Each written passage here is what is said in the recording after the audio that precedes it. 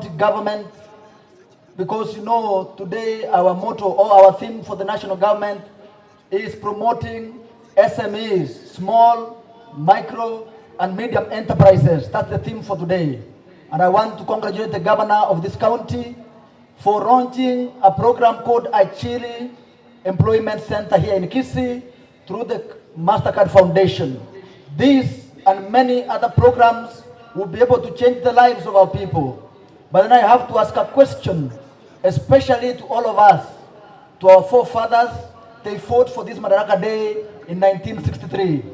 60 years later, we need to ask ourselves questions. One of them being, we are fighting high taxation. We are fighting now many issues to do with poor governance, and we need to work together as the people. Instead of fighting for Keroka, as Nyamira and Kisii County, we fight for reduction of those taxes. Our honorable women MPs here, very soon in the national government, there will be a finance bill. This finance bill seeks to increase taxation to the common mananchi.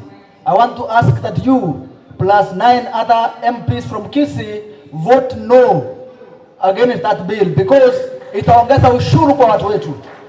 Sisi kama wa Kisii tunauliza MPs wetu wote baka ne tax ilia comment tutego tokonya ndurigo chore serikali echigo tuonjokera etoko chore serikali ekonyo mwananchi. Igo tukuru Kisii, we are saying no to the finance bill. Bwana Commissioner, we are not fighting the government, but we are saying no because I don't need a house in Nairobi. How are you going to create employment opportunities by taxing a mwalimu in Inani primary school and taking the houses to Madaraka?